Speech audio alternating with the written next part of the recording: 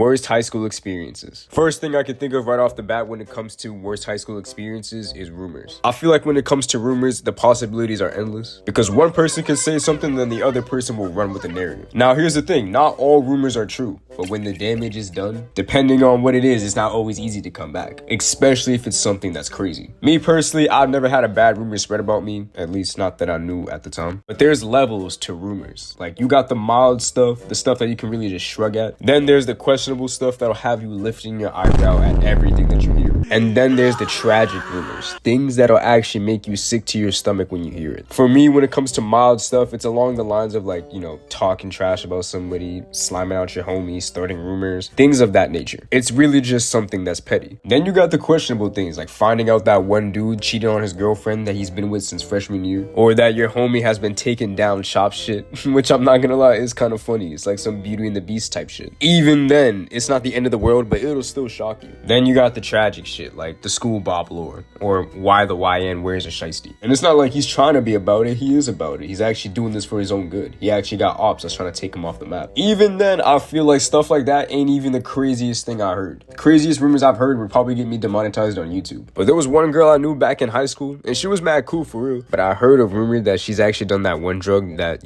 involves a needle. I swear, me saying this, it makes everybody wonder what the hell kind of school did I go to. Like, I see people in the comment section asking what type of school did I go to, like if I went to school in Gotham or some shit. But when it comes to high school social class, it doesn't take much for everyone to look at you and just start judging you, whether if the facts are there or not. But at the end of the day, who cares? It's really a problem if you care. Like, we ain't all perfect, and if the rumors are true, just try and do better, bruh. Worst experience number 2, going into the boys' bathroom. Now, don't get me wrong. If you watch the rest of my high school videos, I'll talk about how the boys' bathrooms are mad chill. When you go into the boys' bathroom, most kids are really in there just hitting the cart, freestyling on beats, and doing stupid shit. Like, it's fun, I can't lie, but, it gets to a point. Let me start off with the most obvious part for why it's a bad experience. And it's honestly the main thing that you usually do when you go into a bathroom. You can't use the bathroom. Like, I don't know about you, but if you're telling me that you're going to take a piss with 30 niggas in the same presence as you, I can't. Like, you're a different type of soldier, bro. Like, I really can't do that. I'd feel way too uncomfortable. Like, it's different when everybody else has to use the bathroom because we all have a designated goal.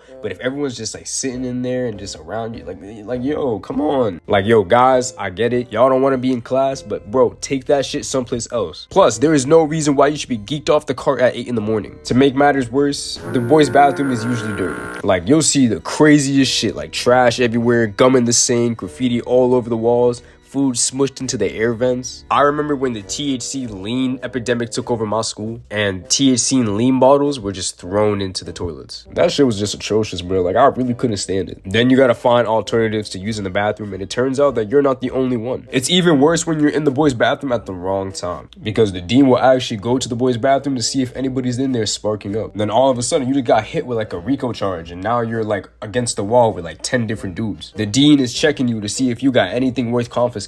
Something like that did happen to me, but I got let off the hook, because I'm not stupid like those other guys. Something that can also be pretty annoying is when the fire alarms go off because somebody was smoking or vaping. That shit could be a gift and a curse because you're leaving class, and by the time that you gotta get back inside, your class has been cut short. But then it sucks because the bathrooms become closed. All because these little fucking addicts don't know how to put down the split. No more bathroom privileges. No more fun.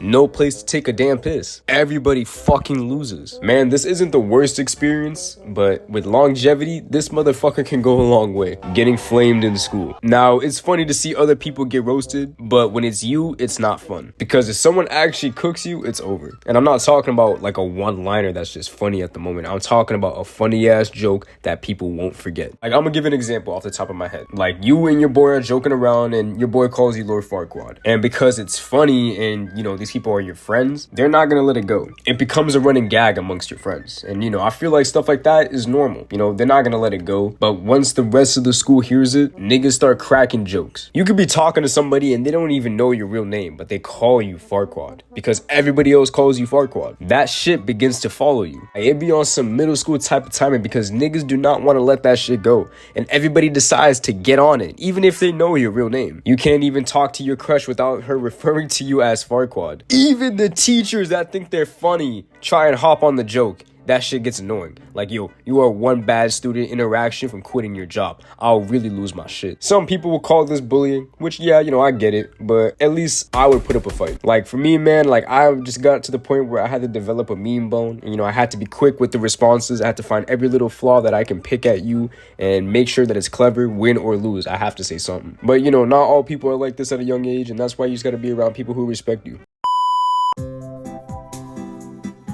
Speaking of respect, here's some respect that you'll actually get from most people for doing in high school: fighting. Now, how is this a worse experience? Well, losing a fight can actually be a bad experience. For me, personally, getting into a fight, it can either go both ways. Like, if you win, you'll gain some respect, you'll get a win under your belt, and people won't be quick to fuck with you. If you lose, honestly, you gain my respect, but to other people, it may be different. But some people don't always have the balls to stand tall and defend themselves, which is why I give you credit. But not everyone is as accepting as me. If people have seen you get your ass handed to you in a school fight, it's easy for someone to use it against you and say, at least I didn't lose a fight, at least I didn't get my ass beat, I would never let that happen to me. At that point, it's like, what more can you say?